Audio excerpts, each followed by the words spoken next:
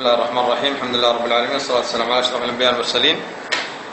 هذا طالب في أولى متوسط، وجدت معه هذه الحقيبة تشبه أدوات هندسة، تشبه مقلمية.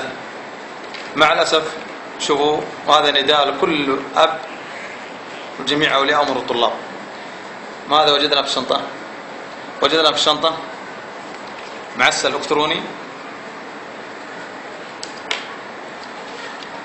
يشبكه. مع الأسف بعد ما تشبك كل حاجة وتولع لمبة حمراء خلاص يصير زي الجمر ويعسل الطالب. طبعا هذه المادة شراها الطالب من اعترافاتها ب100 ريال من واحد من زملائه في الشارع من أولاد الحارة. هذا نداء لكل أب وكل غيور على أبناء المسلمين.